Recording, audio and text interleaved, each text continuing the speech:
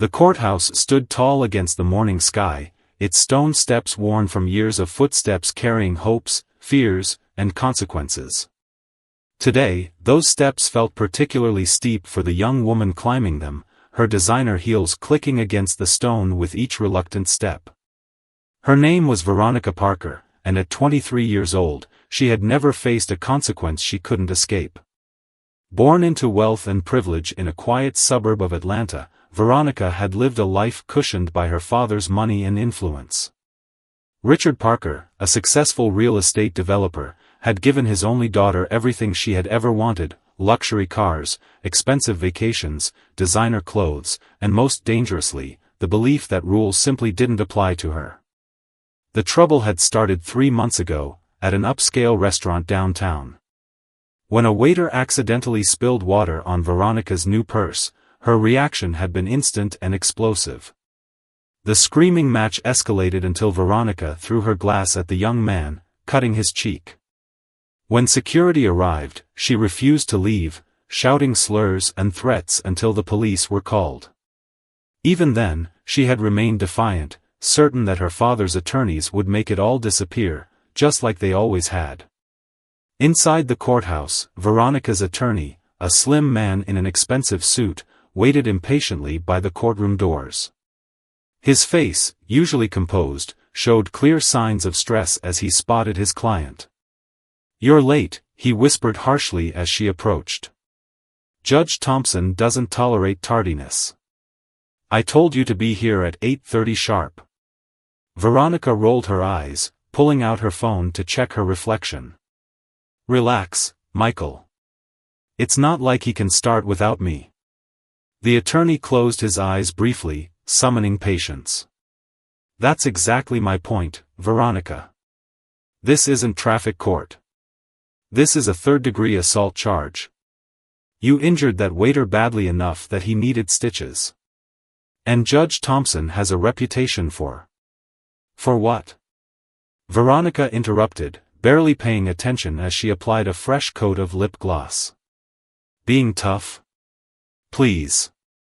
My father pays your firm enough money to handle this. Just do your job and get me out of here by noon. I have lunch plans." Before Michael could respond, the courtroom doors opened, and a court officer called for them to enter. The room was smaller than Veronica had expected, with wooden benches worn smooth by years of anxious spectators.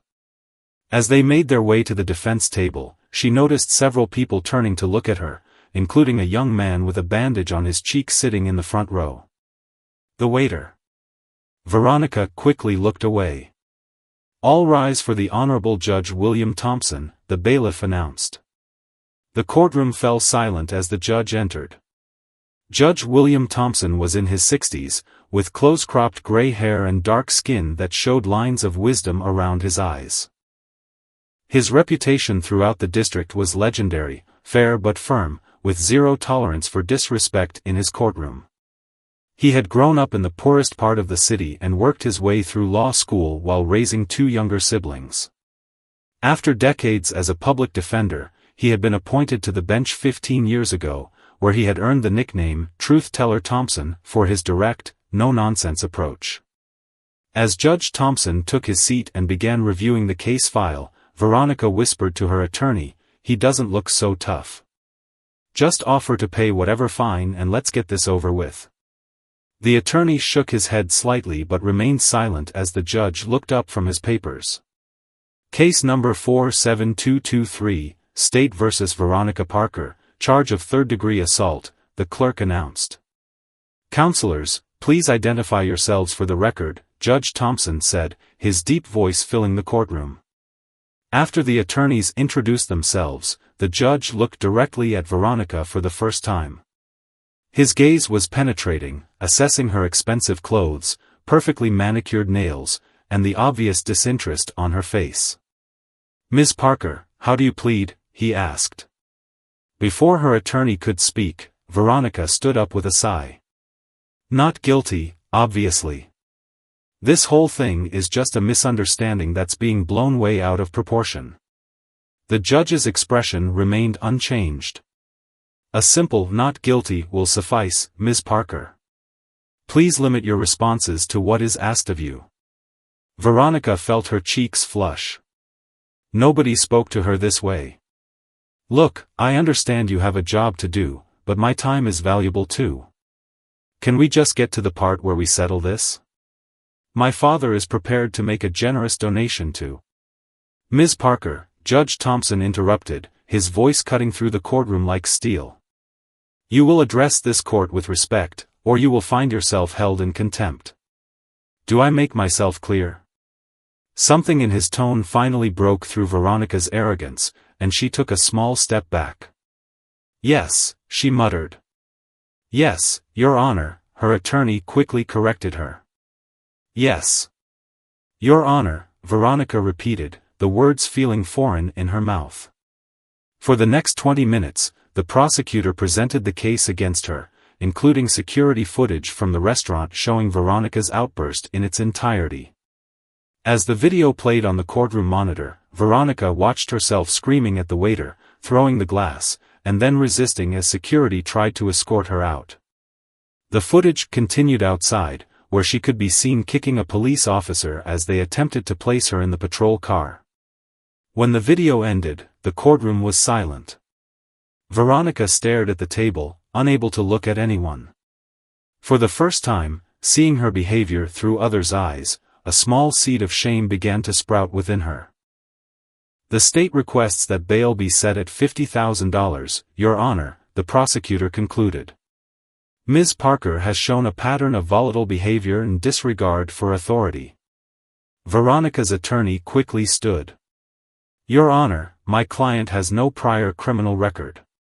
She's a respected member of the community, and her father is willing to ensure she appears for all court dates. We request release on her own recognizance. Judge Thompson considered this for a moment, then focused his attention back on Veronica.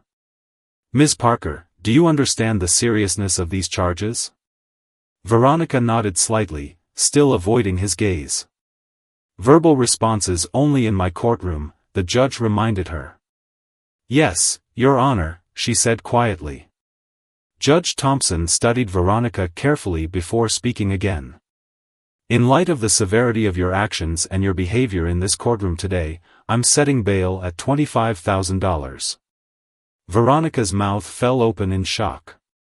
$25,000 was nothing to her family, but the principle of it, being treated like a common criminal, was unbearable. Additionally, the judge continued, as a condition of your bail, you will surrender your passport and adhere to a strict 9 p.m. curfew until your trial date. A curfew? Veronica blurted out, unable to contain herself. I'm not a child. The judge's expression hardened. No, Ms. Parker, you're not a child. You're an adult facing serious criminal charges. And yet your behavior suggests someone who has never had to consider the consequences of their actions. He leaned forward slightly. Consider this your first lesson. As they left the courtroom, Veronica was fuming. She stormed down the hallway, her attorney struggling to keep up. This is ridiculous. A curfew? Who does he think he is? Michael grabbed her arm, pulling her aside into an empty corridor. Listen to me very carefully, Veronica. Judge Thompson is not someone you want to antagonize. He's known for giving creative sentences designed to teach life lessons, especially to defendants he believes need a reality check. Veronica scoffed. And what's he going to do? Make me right, I will not throw glasses 100 times? This isn't a joke, Michael hissed. He once sentenced a wealthy businessman who was caught speeding through a school zone to spend 30 days directing traffic at that same school, in all weather conditions. Another time, he ordered a college student who vandalized a homeless shelter to live in that shelter for 2 weeks while helping rebuild what he damaged. Something in her attorney's tone finally cut through Veronica's anger, replacing it with a flicker of unease. So what am I supposed to do? She asked. Show remorse. Follow the bail conditions perfectly. And start preparing for the possibility that this won't just disappear. 2 weeks later, Veronica found herself back in Judge Thompson's courtroom for her pre-trial hearing. This time, she arrived 30 minutes early, dressed in a conservative navy blue suit instead of her usual flashy designer clothes. Her father sat in the first row behind her, his face a mask of concern and disappointment.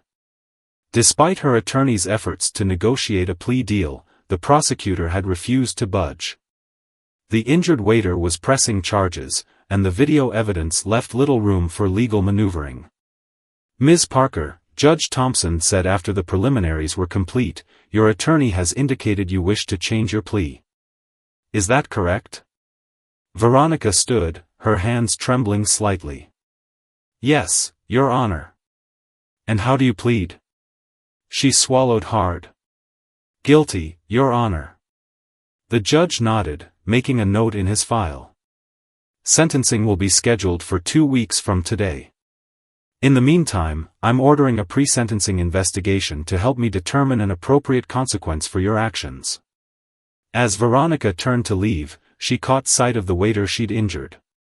He was sitting quietly in the back row, the scar on his cheek still visible. For the first time, she wondered about him, about his life, his family, whether he'd been able to work after she hurt him. The thought made her stomach twist uncomfortably. Outside the courthouse, her father was on the phone with his assistant, already working to minimize any damage to the family reputation. Veronica stood silently beside him, watching people come and go from the courthouse, ordinary people whose lives were being changed forever within those walls, just like hers. For the first time in her life, Veronica Parker felt truly afraid of what tomorrow might bring. The 2 weeks before sentencing crawled by at an excruciating pace for Veronica. Each night, as her court-mandated curfew approached, she found herself staring at the clock, acutely aware of her newfound restrictions. Her friends had stopped calling after she'd turned down their invitations to clubs and parties too many times. Even her father seemed different, more distant, less willing to smooth things over with his checkbook. On the morning of her sentencing, Veronica woke early after a restless night. As she dressed in another conservative outfit chosen by her attorney, she caught sight of herself in the mirror. The woman staring back at her looked familiar but somehow changed. The perfectly styled hair and flawless makeup couldn't hide the uncertainty in her eyes. The courtroom was more crowded than before. Veronica spotted several reporters in the back row, notebooks ready. Her stomach sank. This wasn't just going to be a private humiliation then, it would be public news. Judge Thompson entered, and the familiar call to rise echoed through the room. As everyone took their seats, Veronica noticed the injured waiter again, now sitting beside a woman who kept her arm protectively around his shoulders, his mother, perhaps. "Ms. Parker," the judge began, his deep voice commanding the room's attention, "before I announce your sentence, would you like to address the court?" Veronica stood slowly, her mouth suddenly dry.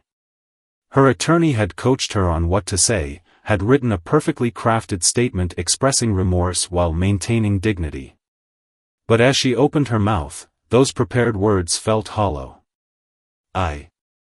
She began, her voice shaking slightly. "I've never had to apologize for anything before." "Not really." She paused, gathering her courage. "What I did was wrong. I hurt someone because I thought I could. Because I've always been able to do whatever I wanted without consequences." She turned slightly toward the waiter. "I'm sorry for hurting you. There's no excuse for what I did." A heavy silence fell over the courtroom as she sat down. Judge Thompson studied her for a long moment before speaking. "Ms. Parker, I've reviewed the pre-sentencing report thoroughly. I've also watched the security footage from the restaurant multiple times. What I saw was not just an assault, but a pattern of behavior that suggests a profound disconnect from the reality most people live in." Veronica felt herself shrinking under his steady gaze. "Community service is a common sentence in cases like yours," he continued. "But I don't believe picking up trash on the highway for a few weekends would address the root of your behavior." The judge leaned forward. "Instead, I'm sentencing you to 6 months of probation, during which you will work full-time at the very restaurant where this incident occurred." Gasps and murmurs rippled through the courtroom. Veronica felt the blood drain from her face. "You will work as a server, earning minimum wage plus tips. You will be treated exactly like any other employee, no special privileges. Your manager will report directly to me about your performance and behavior." Veronica sat frozen in shock as Judge Thompson continued detailing her sentence, each word hammering home the reality that her life was about to change in ways she had never imagined. Veronica's first day at the restaurant arrived all too quickly.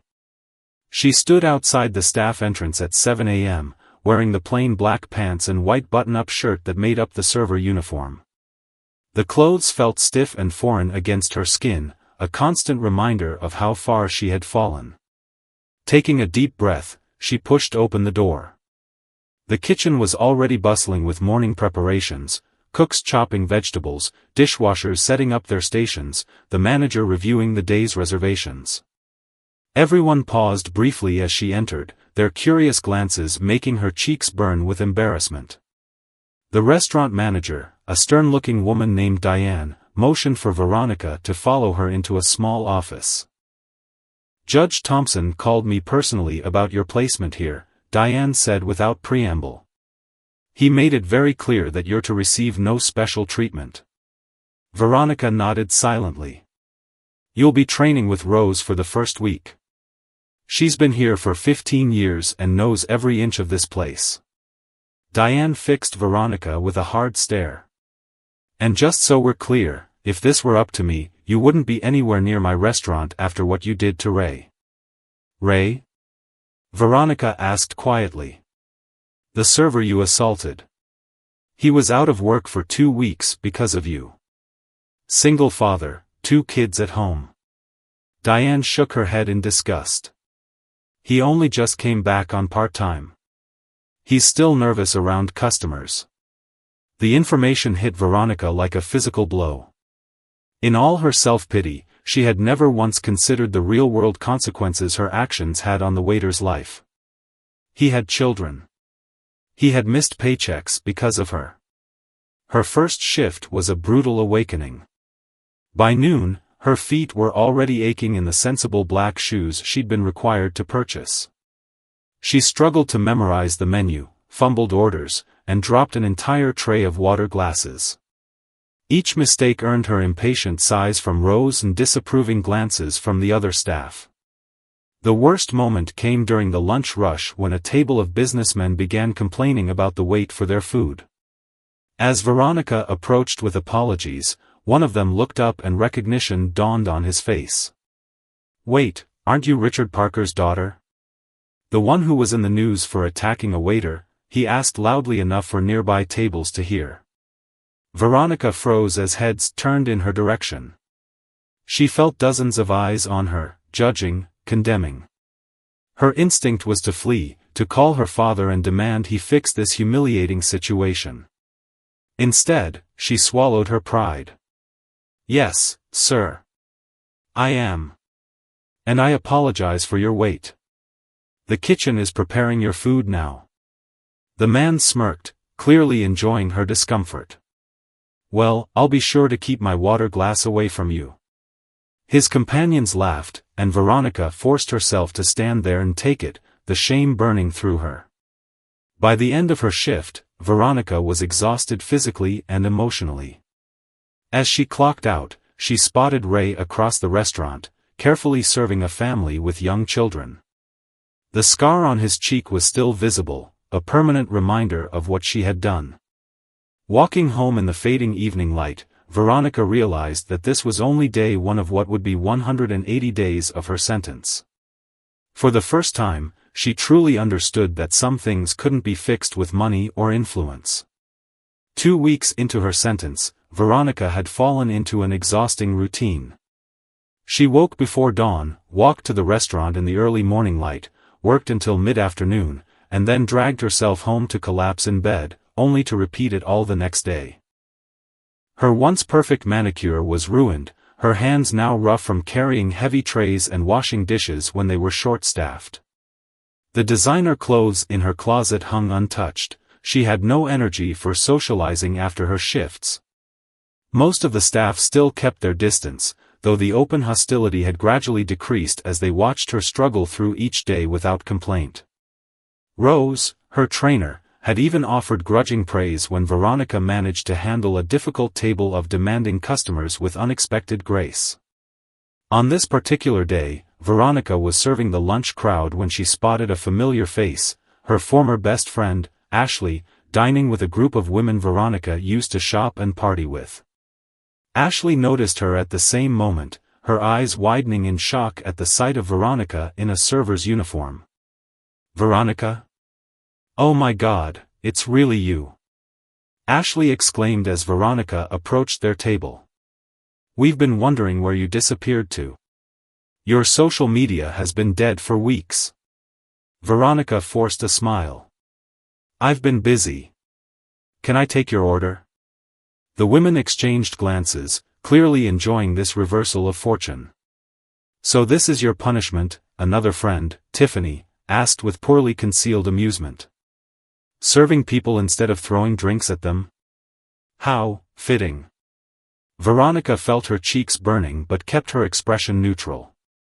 "Today's special is the grilled salmon with asparagus. It's excellent." Ashley leaned forward. "Honey, this is ridiculous. Your father could have written a check to make all this go away. Why are you putting—" Veronica shook her head. "They're not my friends. Not anymore." She paused, gathering courage. "And you don't have to thank me for doing the bare minimum of being decent." As weeks turned into months, the restaurant slowly became a different place for Veronica. Customers who had once whispered and pointed now barely gave her a second glance. Her skills improved steadily. She could balance 4 plates on one arm, recite the daily specials without hesitation, and handle even the most difficult patrons with newfound patience. More surprisingly, she had started to form genuine connections with her co-workers. She learned that Diane, the stern manager, had worked her way up from dishwasher over 20 years, putting herself through night school while raising 3 children. Rose, who had initially been so cold to Veronica, had gradually become a mentor, teaching her the small tricks that made the difficult job more manageable. One Friday afternoon, as Veronica was setting up for the dinner shift, her father unexpectedly appeared at the restaurant. Richard Parker looked out of place in his expensive suit, standing awkwardly near the hostess stand. "Dad? What are you doing here?" Veronica asked, surprised. Their relationship had become strained since her sentencing. He had been embarrassed by the public nature of her punishment and frustrated by his inability to make it disappear. "I need to speak with you," he said, his expression serious.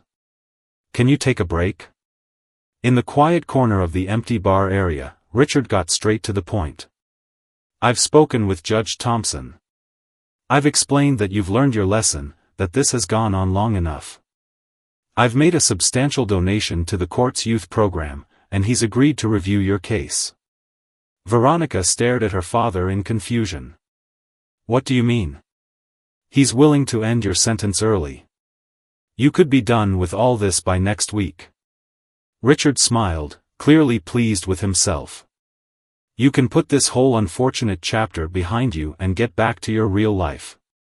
3 months ago, these words would have been exactly what Veronica wanted to hear. Now, they stirred something uncomfortable inside her. "Did you speak to Judge Thompson directly?" she asked carefully. Richard shifted slightly. "Well, no. My attorney approached his clerk. But it's basically a done deal." "So the judge doesn't actually know about this?" "Not yet, but—" "Dad, stop."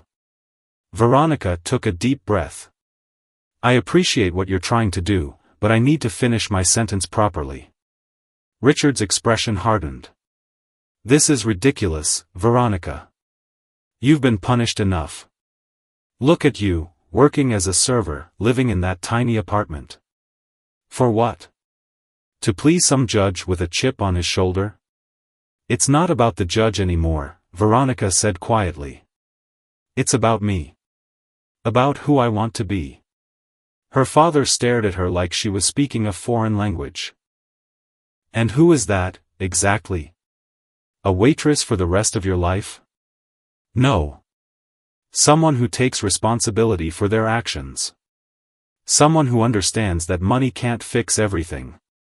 She glanced at her watch. I need to get back to work. My shift isn't over. As her father left, visibly frustrated by her refusal, Veronica noticed Ray watching from across the restaurant. He gave her a small nod of respect, and somehow that simple gesture meant more to her than all the expensive gifts her father had ever given her. The following week, Veronica received an unexpected notice to appear before Judge Thompson for a progress review. She entered the courtroom with a mixture of nervousness and determination, dressed in clean but simple clothes, a far cry from the designer outfits she'd worn during her initial hearings. The courtroom was nearly empty this time. No reporters, no curious onlookers, just her attorney, the prosecutor, and a court clerk. When Judge Thompson entered, Veronica stood respectfully, noticing how different she felt in his presence now. Ms. Parker, the judge began after the formalities, I've received some interesting communications regarding your case. Veronica's heart sank. Her father's attempted intervention. Your Honor, if this is about my father, she started. It is, in part, Judge Thompson interrupted. He seems quite determined to have your sentence reduced. Veronica took a deep breath. I want to finish my sentence as ordered, Your Honor. The full 6 months. Something flickered across the judge's face, surprise, perhaps, or approval. That's commendable, Ms. Parker. But I'm not only here to discuss your father's attempts at influence. I've also received a letter from your employer at the restaurant. This caught Veronica off guard. From Diane?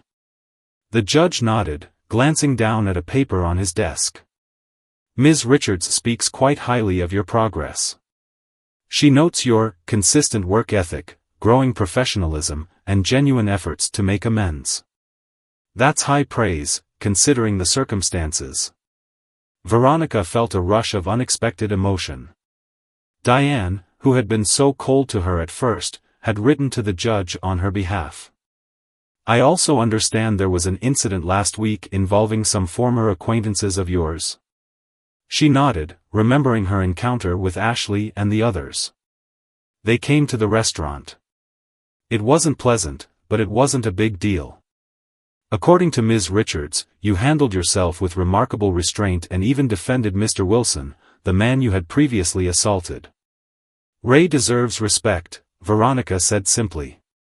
What I did to him was inexcusable. Judge Thompson studied her for a long moment. Ms. Parker, when I sentenced you to work at that restaurant, many thought I was being too harsh. Others thought I was being too lenient. The truth is, I wasn't trying to punish or humiliate you. I was trying to teach you something about the world most people live in, a world where actions have real consequences, where hard work is necessary, and where treating others with dignity matters. He leaned forward slightly. The question is, what have you learned? Veronica considered her answer carefully. I've learned that I'm not entitled to special treatment just because of my family's money. I've learned that the people I look down on are often working harder than I've ever worked in my life. And I've learned that it's possible to change, to be better than I was. Something close to a smile crossed the judge's face. Those are valuable lessons, Ms. Parker. Lessons that many people with your advantages never learn. He made some notes before looking up again. I'm keeping your original sentence in place, the full 6 months as ordered. Not as punishment, but because I believe you're on a path worth continuing. As Veronica left the courtroom, she realized she wasn't disappointed. For the first time in her life, she was proud of herself not for what she had, but for who she was becoming. The final weeks of Veronica's sentence brought unexpected developments. Word had spread through the restaurant industry about the rich girl working as a server, and the story had caught the attention of a local newspaper. A journalist had written a thoughtful piece about second chances and justice, featuring Veronica's case as an example of rehabilitation rather than punishment. The article brought a new wave of customers to the restaurant, some curious to see the famous spoiled girl for themselves, others genuinely impressed by her transformation. Veronica handled the renewed attention with a grace she wouldn't have been capable of 6 months earlier. One busy Friday evening, as Veronica was managing a section of 8 tables simultaneously, she noticed a familiar face entering the restaurant. Judge Thompson, dressed in casual clothes rather than his judicial robes, was being seated in her section. Her heart raced as she approached his table. "Good evening, Your Honor," she said, trying to keep her voice steady. "Ms. Parker," he nodded with a small smile. "I hope you don't mind my visit. I wanted to see how you were doing as your sentence nears its end." "Not at all," she replied, handing him a menu. "Though I should warn you, the kitchen's a bit backed up tonight." "I'm in no hurry," he assured her. "And please, tonight I'm just William, not Your Honor." Throughout the evening, Veronica served him like any other customer, though she was acutely aware of his observant eyes following her work. He watched as she handled a spilled drink at one table, calmed an upset child at another, and helped an elderly woman read the menu in the dimly lit restaurant. When she brought his check at the end of the meal, Judge Thompson asked her to sit for a moment. "Your sentence ends next week," he said. "Have you thought about what comes next?" Veronica had been thinking about little else. "I can't go back to my old life," she admitted. "It feels empty now." "And what about this work?" he asked, gesturing around the restaurant. "Most people in your position would be counting the minutes until they could walk away from it forever." "It's not what I expected," Veronica said honestly. "It's harder than anything I've ever done, but there's something real about it." She struggled to find the right words. "For the first time, I feel like I'm earning my place in the world instead of just taking up space in it." Judge Thompson nodded thoughtfully. "That's a valuable perspective, Ms. Parker. One that many people never gain." "Diane has offered me a position as assistant manager," Veronica revealed. "I'd still be working here, but with more responsibility. She thinks I have potential." "And what do you think?" the judge asked. Veronica considered this. "I think I still have a lot to learn. But I'm ready to learn it." As Judge Thompson left, he placed a generous tip on the table and gave her a respectful nod. "I look forward to hearing where your path takes you, Ms. Parker." Later that night, as Veronica helped close the restaurant, Ray approached her. They had developed a cautious working relationship over the months, but rarely spoke about the incident that had brought them together. "So I hear you're staying on," he said, wiping down a nearby table. "If that's okay with everyone," she replied, suddenly uncertain. Ray touched the scar on his cheek briefly, then met her eyes. "I think you've earned your place here, Veronica. We all make mistakes. What matters is what we do after." On the final day of her sentence, Veronica arrived at the restaurant early. The sky was just beginning to lighten, casting a soft glow over the city streets she had walked hundreds of times now. 6 months ago, these morning walks had felt like a punishment. Today, it felt like a moment of reflection. The restaurant was quiet as she let herself in with the key Diane had entrusted to her weeks ago. She moved through the familiar space, turning on lights, checking inventory, and preparing for the day ahead.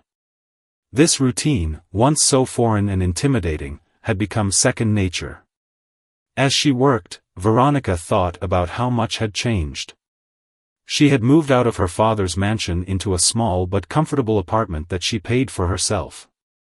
Her designer wardrobe had largely been sold or donated, replaced with practical, modest clothes. Her old friends had drifted away, but she had found genuine connections with people who knew her at her worst and had seen her grow. Her father had finally accepted her decision, though he still struggled to understand it. "You could do anything, go anywhere," he had said during their last dinner together. "Why choose this?"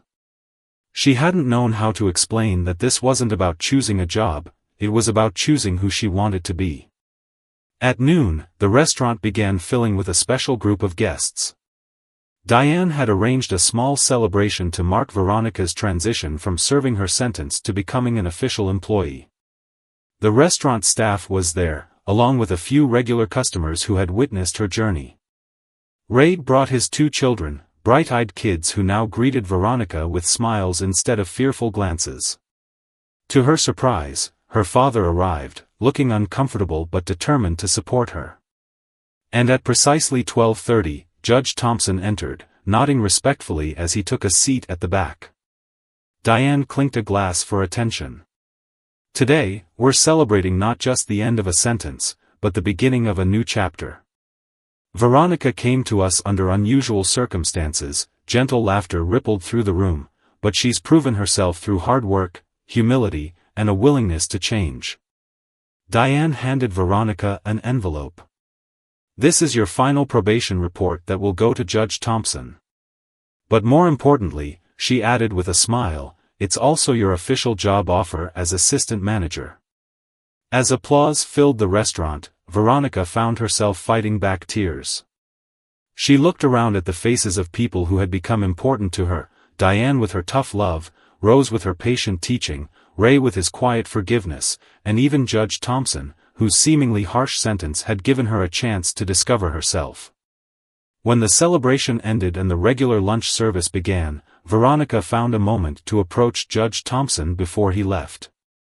I want to thank you, she said simply. That first day in your courtroom, I thought you were ruining my life. I didn't understand that you were actually saving it. The judge smiled, genuine warmth in his eyes. You saved yourself, Ms. Parker. I just provided the opportunity. He extended his hand. Your sentence is officially complete. What you do next is entirely up to you.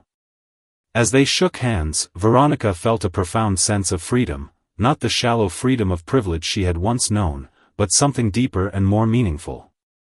The freedom to choose who she wanted to be, and the knowledge that she was strong enough to become that person.